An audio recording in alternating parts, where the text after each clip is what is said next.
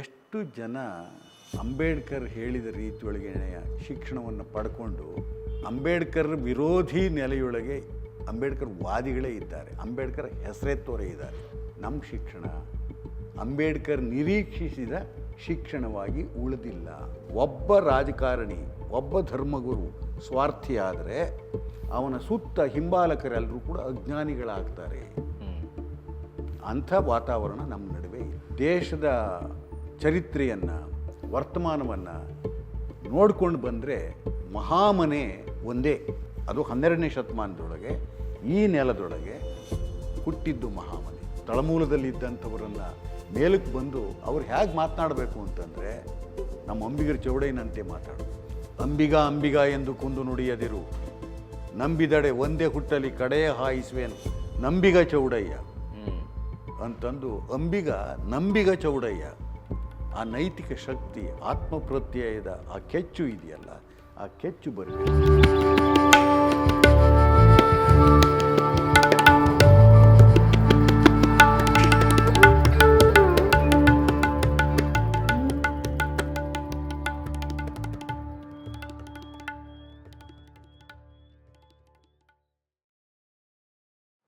ಬೇರೆ ಬೇರೆಯವ್ರಿಗೆ ಕಣ್ಣುರಿಯುತ್ತೆ. ಈಗಾಗಲೇ ನೇನೇನೇ ಸಂದರ್ಭಗಳಲ್ಲಿ ಹೇಳ್ತಿರ್ತಾರೆ ನೋಡಿ, ಅಲ್ಲಿ ಬೇರೆ ಬೇರೆ ಯಾವ ಥರದಲ್ಲಿ ಸಿದ್ದರಾಮುಲ್ಲಾ ಖಾನ್ ಅನ್ನೋ ರೀತಿ ಒಳಗೆ ಇದಕ್ಕೂ ಕೂಡ ಬೇರೆ ಅರ್ಥವನ್ನು ಅನ್ನಲಿ. ಪಾಪ ಏನು ಸಿದ್ದರಾಮಯ್ಯನವ್ರಿಗೆ ಲಿಂಗಾಯತರಂದ್ರೆ ಏನು ತಪ್ಪಾಗೋದಿಲ್ಲ ಅಲ್ರಿ, ಯಾಕಂದ್ರೆ ಬಸವ ಪರಂಪರೆಗೆ ಆ ಶ್ರೇಷ್ಠತೆ ಇದೆ. ಆ ಬಸವ ಪರಂಪರೆ ಸಿದ್ದರಾಮುಲ್ಲಾ ಖಾನ್ ಅಂದ್ರೂ ಶ್ರೇಷ್ಠತೆ ಇದೆ, ತಪ್ಪೇನು ಅಲ್ಲ. ಅದು ಅವರ ವ್ಯಕ್ತಿತ್ವದ ವಿಕಾಸದ ಒಂದು ಮುಖ. ಅದು ತಪ್ಪು ಅನ್ನಲ್ಲ. ಆದರೆ ಒಂದು ಪಕ್ಷದ ರಾಜಕಾರಣದೊಳಗೆ ಈ ಶಬ್ದ ಎಲ್ಲಿಂದ ಬಂತು ಗ್ಯಾರಂಟಿ, ಅದನ್ನು ಯೋಚನೆ ಮಾಡಬೇಕು. ಇವೆಲ್ಲವುಗಳ ಯೋಚನೆಯ ಹಿನ್ನೆಲೆಯೊಳಗೆ ಶಬ್ದ ಯಾವುದಾದ್ರೂ ಆಗಲಿ, ಉದ್ದೇಶ ವಚನ ಚಳುವಳಿಯ ಬೇರಿನೊಳಗೆ ಬಿಟ್ಟ ಉದ್ದೇಶ ಅದು ಇಲ್ಲಿ ಇರತಕ್ಕಂಥದ್ದು ಅಂತ ಅನಿಸೋದು.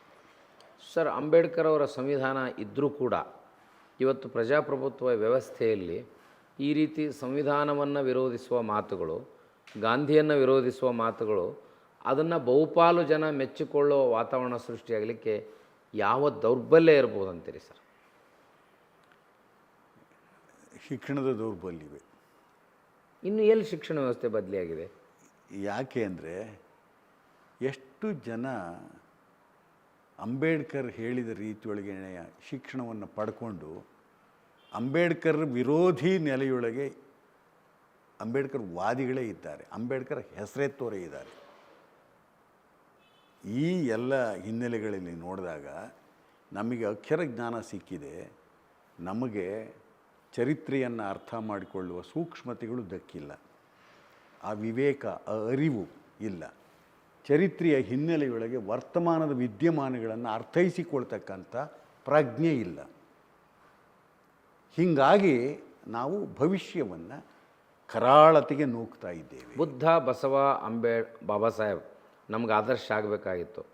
ಆ ಧರ್ಮದ ಅನುಯಾಯಿಗಳು ಅಥವಾ ಅವರ ಅನುಯಾಯಿಗಳಿಗೂ ಕೂಡ ವೈದಿಕತೆಯ ಭ್ರಮೆ ಆವರಿಸಲಿಕ್ಕೆ ಅದೇನು ಮೇಲಿರ್ಮೆಯ ಕಾರಣ ಅಂತೀರಿ ಸರ್? ಸ್ವಾರ್ಥ. ಅಲ್ಲಿ ಏನು ನಮಗೆ ಲಾಭ ಇದೆ ಸರ್? ಏನು ಸ್ವಾರ್ಥ ಇದೆ? ಏನು ಲಾಭ ಏನಿದೆ ನಿಮಗೆ? ರಾಜಕಾರಣಿಗಳು ಒಬ್ಬ ಈ ಸ್ವಾರ್ಥಕ್ಕಾಗಿ ಶೂದ್ರ ಸಮುದಾಯದವರು ಕೂಡ ವೈದಿಕ ಆಚರಣೆಗಳನ್ನು ಮಾಡಿದರೆ ಏನು ಲಾಭ ಇದೆ? ಅದಕ್ಕೆ ಹೇಳ್ತಾ ಇರೋದು, ಅಂಥ ಒಬ್ಬರು ಹೋದರೆ ಅವ್ರ ಹಿಂದೆ ಇಡೀ ಹಿಂಡೆ ಹೋಗುತ್ತೆ. ಆ ಒಬ್ಬ ಹೊರಕ್ಕೆ ಬರ್ತಾನೆ, ಆ ಹಿಂಡು ಅಲ್ಲೇ ಉಳಿಯುತ್ತೆ. ಆ ಹಿಂಡನ್ನು, ತಲೆಯನ್ನು ಒಂದು ರೀತಿಯಲ್ಲಿ ಆ ತಲೆಯ ಮಲವನ್ನು ತುಂಬುವ ಕೆಲಸವನ್ನು ಚೆನ್ನಾಗಿ ಮಾಡಿಕೊಂಡು ಹೋಗ್ತಕ್ಕಂಥವ್ರು ಇದ್ದಾರೆ.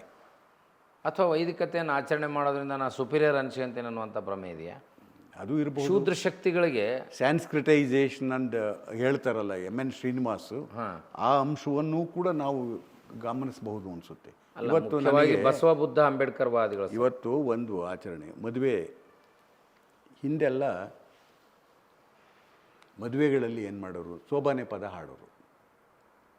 ಸೋಬಾನೆ ಪದ ಒಂದು ರೀತಿಯಲ್ಲಿ ಸೂಕ್ಷ್ಮ ಗಮನಿಸಿದರೆ ಮದುವೆಯ ಆಚರಣೆಯ ಪ್ರತಿಯೊಂದು ವಿಧಿ ವಿಧಾನಗಳನ್ನು ಕೂಡ ವಿವರಿಸುವ ಪದಗಳು ಅವು. ಮಾತೃಭಾಷೆಯಲ್ಲಿ ಮಾತೃಭಾಷೆಯೊಳಗೆ ವಿವರಿಸುವ ಪದಗಳು.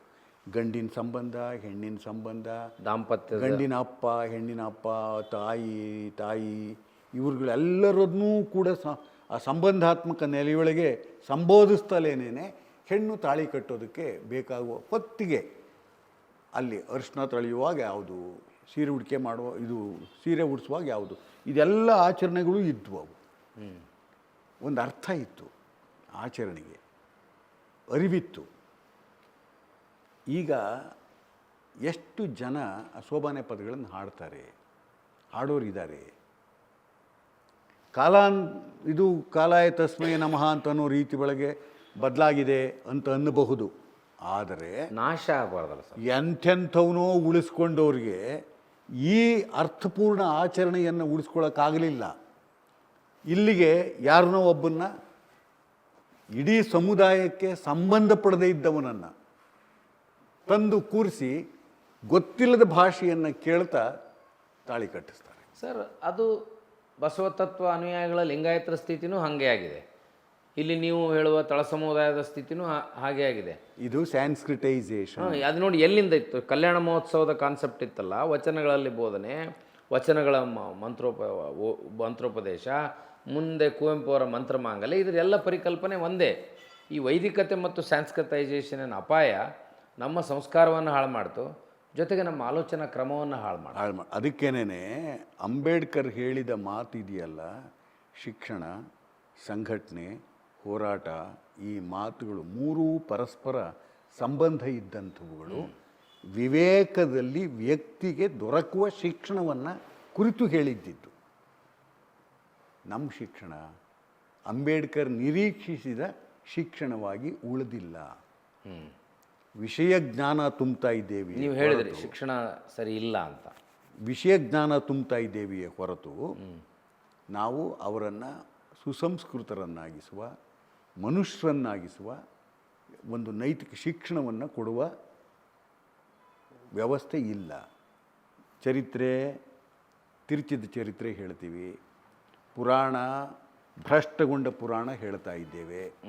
ಯಾಕೆ ಅಂತಂತಂದರೆ ಪುರಾಣದ ವ್ಯಾಖ್ಯೆ ನಿಜವಾದ ಮಾನವೀಯ ನೆಲೆಯಲ್ಲಿ ಮಾಡ್ತಾ ಹೋಯಿತು ಅಂತಂದರೆ ಮನುಷ್ಯ ಸಂಬಂಧಗಳ ದೌರ್ಬಲ್ಯಗಳೆಲ್ಲ ಅರ್ಥವಾಗ್ತಾ ಹೋಗ್ತವೆ. ಅದು ಬಿಟ್ಟು ಅಲ್ಲಿ ನಡೆಯೋದೇ ಒಂದು ಅದಕ್ಕೆ ವಿರುದ್ಧವಾದ ರೀತಿಯ ತತ್ವವನ್ನು ಅಲ್ಲಿ ಆರೋಪಿಸಿ ಹೇಳೋದಕ್ಕೆ ಹೋದರೆ ಯಾವ ಅರ್ಥ ಬರುತ್ತೆ ಪುರಾಣಕ್ಕೆ? ಈ ಎಲ್ಲ ಹಿನ್ನೆಲೆಯಲ್ಲಿ ಯೋಚನೆ ಮಾಡಬೇಕು. ನಾವು ಯೋಚನೆ ಮಾಡಿದಾಗ ಶಿಕ್ಷಣ ನಮ್ಮನ್ನು ಸಂಘಟಿತವಾಗೋದಕ್ಕೆ ಬಿಡ್ತಾ ಇಲ್ಲ. ಸಂಘಟನೆ ಒಂದು ಹೋರಾಟದ ಸ್ವರೂಪವನ್ನು ಪಡ್ಕೊಳ್ತಿಲ್ಲ. ಎಲ್ಲವೂ ಕೂಡ ವ್ಯಕ್ತಿಗತ ನೆಲೆಯೊಳಗಿನ ಸ್ವಾರ್ಥಕ್ಕೆ, ಆ ಸ್ವಾರ್ಥದ ಮೂಲದ ಇಡೀ ಸಮುದಾಯದ ಅಜ್ಞಾನಕ್ಕೆ ಕಾರಣವಾಗಿದೆ. ಒಬ್ಬ ರಾಜಕಾರಣಿ, ಒಬ್ಬ ಧರ್ಮಗುರು ಸ್ವಾರ್ಥಿಯಾದರೆ ಅವನ ಸುತ್ತ ಹಿಂಬಾಲಕರೆಲ್ಲರೂ ಕೂಡ ಅಜ್ಞಾನಿಗಳಾಗ್ತಾರೆ. ಅಂಥ ವಾತಾವರಣ ನಮ್ಮ ನಡುವೆ ಇದೆ. ಸರ್, ಈಗ ತಾವು ಇಷ್ಟೆಲ್ಲ ವೈಚಾರಿಕತೆಯ ಮನೋಧರ್ಮ, ಮಾನವೀಯತೆ ಮಧ್ಯೆ ಇತ್ತೀಚೆಗೆ ಇಡೀ ಅನುಭವ ಮಂಟಪದ ಚಿತ್ರಣವನ್ನು ಇಟ್ಟುಕೊಂಡು ಒಂದು ನಾಟಕವನ್ನು ಬರೆದ್ರಿ. ಆ ನಾಟಕದ ಆಶಯ ಏನು? ಅದು ಯಾವ ರೀತಿ ಪ್ರದರ್ಶನಕ್ಕೆ ಬಂದು ಸಮಾಜದ ಪರಿವರ್ತನೆಗೆ ರಂಗಭೂಮಿ ನಾಟಕ ಕಾರಣ ಆಗ್ಬೋದು ಅಂತ ನಿಮಗನ್ನಿಸ್ತದೆ? ಪ್ರಭಾವಿ ಮಾಧ್ಯಮ ನಾಟಕ, ಸಿನಿಮಾ, ಧಾರಾವಾಹಿ, ಈ ಹಿನ್ನೆಲೆಯಲ್ಲಿ ಸರ್. ನನಗೆ ನೀವು ಬಂದಿದ್ರಿ ಗೋವಾಕ್ಕೆ. ಆ ಗೋವಾದಲ್ಲಿ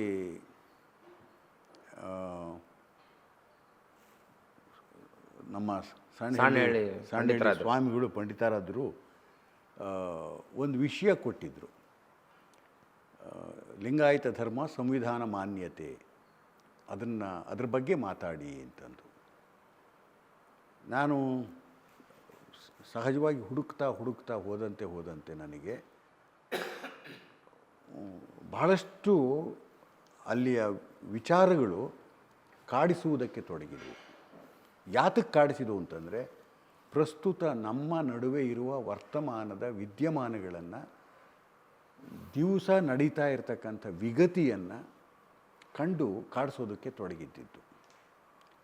ಅದರ ಪರಿಣಾಮವಾಗಿ ಅವರೇನು ಹೇಳಿದರು, ಒಂದು ಲೇಖನ ಮಾಡಿಕೊಡಿ ಅಂದರು. ಲೇಖನ ಮಾಡಿಕೊಡಿ ಅಂತಂದ ಇದರ ಹಿನ್ನೆಲೆ ಒಳಗೆ ನನಗೆ ಇದ್ದಕ್ಕಿದ್ದ ಹಾಗೇನೆ ಆಮೇಲೆ ರೇ ಒಂದು ನಾಟಕ ಮಾಡಿಬಿಡಿ ಇದನ್ನೇ ಅಂದರು ಸ್ವಾಮಿಗಳು. ಅವರು ಹೇಳಿದ 4 ದಿವಸಕ್ಕೆ, ಗೋವಾದಿಂದ ಬಂದಮೇಲೆ ಬರೆದ ನಾಟಕ ಸರ್, ಬಂದಮೇಲೆ 4 ದಿವಸಕ್ಕೆ ನನಗೆ ಈ ನಾಟಕ ಬರೆದೆ. ಜಸ್ಟ್ 4 days ನಾನು ಅದಕ್ಕೆ ತೊಗೊಂಡಿದ್ದು. ಯಾಕೆ ಅಂತಂದರೆ ಒಂದು ರೀತಿ ಅಯಾಚಿತವಾಗಿ ನನ್ನೊಳಗೆ ಹುಟ್ಟುತ್ತಾ ಹೋಯಿತು. ಅದು ಅನುಭವ ಮಂಟಪ ಅಲ್ಲ, ಅದು ಮಹಾಮನೆ. ಆ ನಾಟಕದ ಹೆಸರೇ ಮಹಾಮನೆ.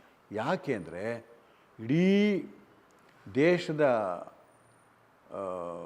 ಚರಿತ್ರೆಯನ್ನು, ವರ್ತಮಾನವನ್ನು ನೋಡ್ಕೊಂಡು ಬಂದರೆ ಮಹಾಮನೆ ಒಂದೇ. ಅದು 12ನೇ ಶತಮಾನದೊಳಗೆ ಈ ನೆಲದೊಳಗೆ ಹುಟ್ಟಿದ್ದು ಮಹಾಮನೆ.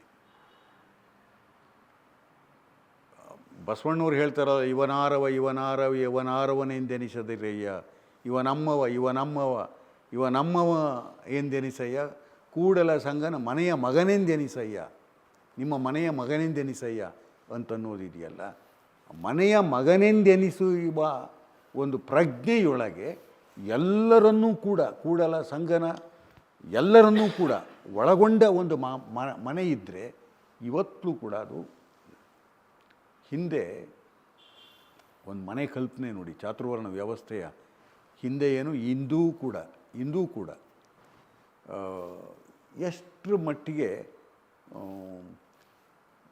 ಅಸ್ಪೃಶ್ಯ ಎಲ್ಲಿ ನಿಲ್ಲಬೇಕು, ಸಿಟ್ಔಟ್ ಶೂದ್ರ ಎಲ್ಲಿರಬೇಕು, ಚಪ್ಪಲಿ ಯಾರು ಎಲ್ಲಿ ಬಿಡಬೇಕು, ಚಪ್ಪಲಿ ಮೆಟ್ಗಳದೇ ಇರೋರು ಯಾರು ಎಲ್ಲಿರಬೇಕು, ಈ ಎಲ್ಲ ಸ್ಥಿತಿಗಳನ್ನು ನೋಡ್ಕೊಂಡು ಬಂದರೆ ಮನೆಯ ಅಡುಗೆ ಕೋಣೆ ಇದೆಯಲ್ಲ, ಅಡುಗೆ ಕೋಣೆಗೆ ಎಷ್ಟು ಜನಕ್ಕೆ ಪ್ರವೇಶವಿರುತ್ತೆ, ಈ ಎಲ್ಲ ಒಡೆದಾಳುವ, ಹೊರಗಿಡುವ ಒಂದು ಸ್ಥಿತಿ ನೋಡಿದಾಗ, ನನಗೆ ನೆನಪಿಸ್ಕೊಂಡಾಗ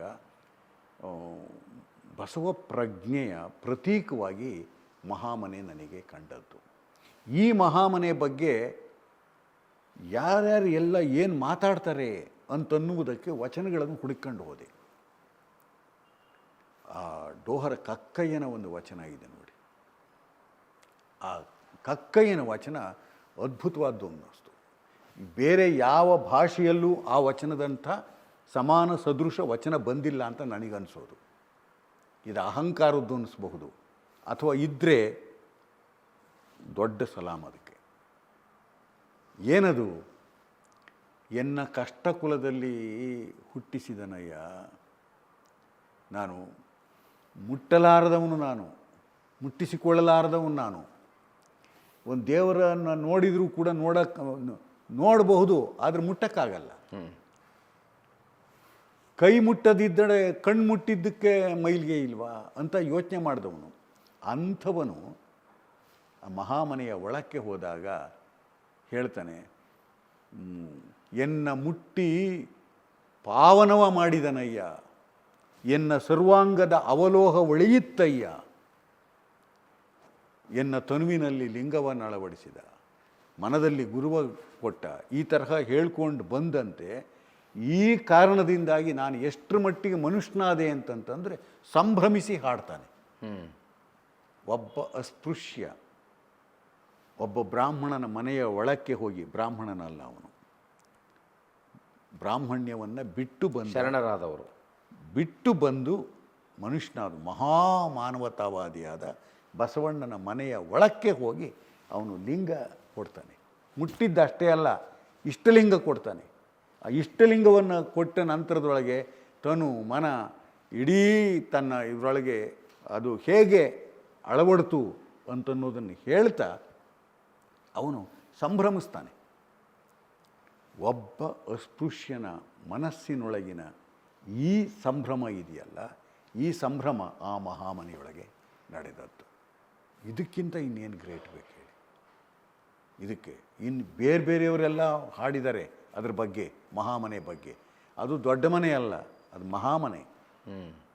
ಆ ದೃಷ್ಟಿಯಿಂದ ಇಂಥ ನಡೆನುಡಿ ಸಿದ್ಧಾಂತದ ಬಸವ ಪ್ರಜ್ಞೆ ಇದೆಯಲ್ಲ, ಬಸವ ಪ್ರಜ್ಞೆ ಎಲ್ಲ ಮೇಲ್ಜಾತಿಯೊಳಗಿರುವ, ಮೇಲ್ವರ್ಣದಲ್ಲಿರುವ ರೋಗಿಷ್ಠ ಮನಸ್ಸುಗಳಿಗೆ ಅಗತ್ಯವಾಗಿ ಬೇಕಾಗಿರ್ತಕ್ಕಂಥ ಒಂದು ಚಿಕಿತ್ಸಕ ದೃಷ್ಟಿ. ಅಂತ ನನಗನ್ನಿಸುತ್ತೆ. ಅದು ಬೇಕು ನಮಗೀಗ. ಹಾಗೇನೇನೆ ಈ ತಳಮೂಲದಲ್ಲಿದ್ದಂಥವರನ್ನು ಮೇಲಕ್ಕೆ ಬಂದು ಅವ್ರು ಹೇಗೆ ಮಾತನಾಡಬೇಕು ಅಂತಂದರೆ ನಮ್ಮ ಅಂಬಿಗರ ಚೌಡಯ್ಯನಂತೆ ಮಾತಾಡಬೇಕು. ಅಂಬಿಗ ಎಂದು ಕುಂದು ನುಡಿಯದಿರು, ನಂಬಿದಡೆ ಒಂದೇ ಹುಟ್ಟಲಿ ಕಡೆಯ ಹಾಯಿಸುವೇನು ನಂಬಿಗ ಚೌಡಯ್ಯ ಅಂತಂದು ನಂಬಿಗ ಚೌಡಯ್ಯ. ಆ ನೈತಿಕ ಶಕ್ತಿ, ಆತ್ಮಪ್ರತ್ಯಯದ ಆ ಕೆಚ್ಚು ಇದೆಯಲ್ಲ, ಆ ಕೆಚ್ಚು ಬರಬೇಕು. ಯಾಕೆ ಅಂದರೆ ನಾವು ಸತ್ಯಶುದ್ಧ ಕಾಯಕ ಜೀವಿಗಳು ಎನ್ನುವ ಪ್ರಜ್ಞೆ ಅವರಿಗೆ ಬರಬೇಕು.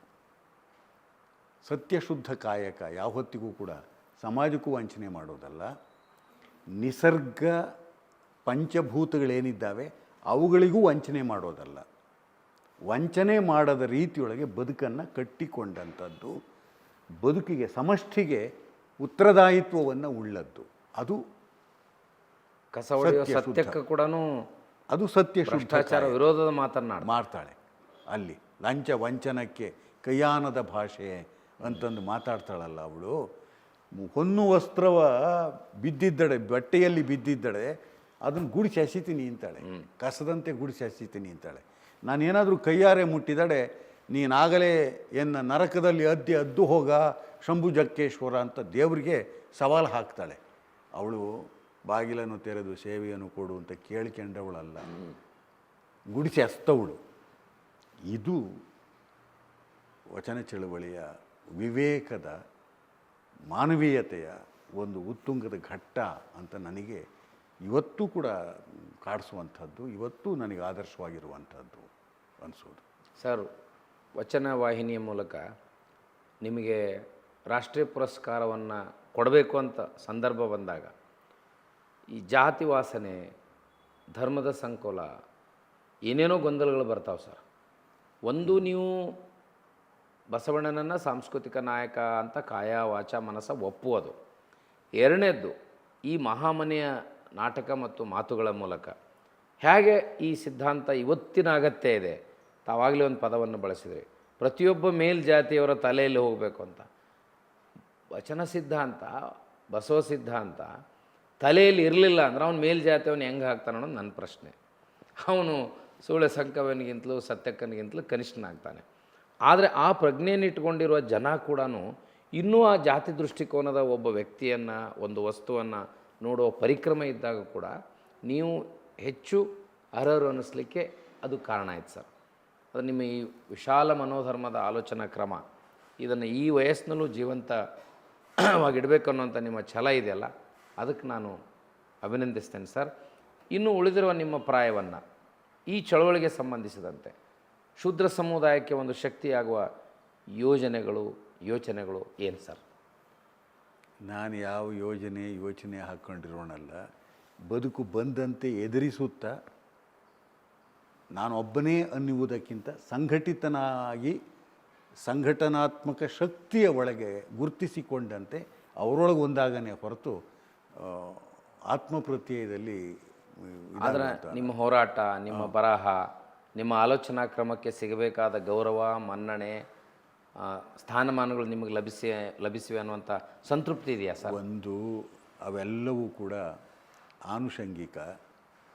ವ್ಯಕ್ತಿಗೆ ಒಂದು ಪ್ರೋತ್ಸಾಹ ಕೊಡ್ತವೆ ಅಂತನ್ನೋದನ್ನು ಒಪ್ಪಿಕೊಂಡು ಕೂಡ ಅವೇ ಆತ್ಯಂತಿಕವಲ್ಲ. ಆತ್ಯಂತಿಕ ಸಮಾಜ, ಸಮಾನತೆ, ಸಮಷ್ಟಿಯ ಬದುಕು ಹಸನಾಗಬೇಕು, ಅದು ಆತ್ಯಂತಿಕ. ಅದಾಯಿತು ಅಂತಂದರೆ ಇವೆಲ್ಲವೂ ಕೂಡ ಅರ್ಥ ಪಡ್ಕೊಂಡಂತೆ ಅಂತ ನನಗೆ ಅನ್ನಿಸ್ತಕ್ಕಂಥದ್ದು ಸರ್. ಆಗಿದ್ದರೆ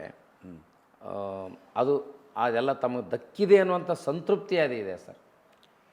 ಅಲ್ಲ, ನಾನು ಮನುಷ್ಯ. ಅದಕ್ಕೋಸ್ಕರ ಅಹಂಕಾರಿ ಅಲ್ಲ, ತಿರಸ್ಕರಿಸುವಷ್ಟು ಅಹಂಕಾರಿ ಅಲ್ಲ. ಅದನ್ನು ಸ್ವೀಕರಿಸುವ ವಿನಯ ಇದೆಯೇ ಹೊರತು ಅಹಂಕಾರ ಇಲ್ಲ. ಇಷ್ಟು ಮೇಲ್ಬಿದ್ದು ಸ್ವೀಕರಿಸುವ ಹಪಾಪಿತನವೂ ಇಲ್ಲ, ಖಂಡಿತ ಇಲ್ಲ. ಅದು ಸರ್, ಯಾವ ಹೊತ್ತಿಗೂ ಕೂಡ ಯಾವುದಕ್ಕೂ ಮೇಲ್ಬಿದ್ದು ಅಧಿಕಾರಕ್ಕೆ ಆಗಲಿ ಪ್ರಶಸ್ತಿಗೆ ಆಗಲಿ ಹೋದವನಲ್ಲ. ಆ ನೈತಿಕ ಧೈರ್ಯ ನನ್ನಲ್ಲಿರುವುದರಿಂದ ಇವತ್ತು ಕೂಡ ಈ ಕ್ಷಣದಲ್ಲಿ ಅದನ್ನು ಮಾತಾಡ್ತೀನಿ. ಸರ್, ಇವತ್ತು ಮನಸ್ಸುಗಳು, ಮೆದುಳು ಕಸವಾದಾಗ ಈ ರೀತಿ ಆರೋಗ್ಯಪೂರ್ಣ ಜಾತಿ, ಧರ್ಮ, ಭಿನ್ನತೆಯನ್ನು ಇಟ್ಟುಕೊಂಡು ಆಲೋಚಿಸುವಂಥ ಕೆಲವು ವ್ಯಕ್ತಿಗಳಲ್ಲಿ ತಾವು ಅನ್ನೋದನ್ನು ವಚನವಾಹಿನಿ ಮತ್ತೆ ಮತ್ತೆ ಸಮಾಜಕ್ಕೆ ನೆನಪು ಮಾಡಿಕೊಟ್ಟಿದೆ ವಚನ ಟಿ ವಿ. ಇವತ್ತು ಅದು ಇನ್ನೂ ವಿಸ್ತೃತವಾಗಿ ಅನೇಕ ಮಹತ್ವದ ವಿಷಯಗಳನ್ನು ನೀವು ನಮ್ಮೊಂದಿಗೆ ಹಂಚಿಕೊಂಡ್ರಿ. ಮತ್ತೊಮ್ಮೆ ವಚನ ಟಿ ವಿ ಪರವಾಗಿ ರಾಷ್ಟ್ರೀಯ ಪುರಸ್ಕಾರಕ್ಕಾಗಿ ನಿಮ್ಮನ್ನು ಅಭಿನಂದಿಸ್ತಾ, ಈ ಮಾತುಗಳ ಮೂಲಕ ಹೊಸ ತಲೆಮಾರಿಗೆ ಇನ್ನೂ ಶಕ್ತಿ ತುಂಬಲಿ ಅಂತ ಆಶಿಸಿ ಅಭಿನಂದಿಸ್ತೇನೆ ಸರ್. ನಮಸ್ತೆ. ನನಗೆ ನಮ್ಮ ಬದುಕನ್ನು ಪ್ರೀತಿಸುವ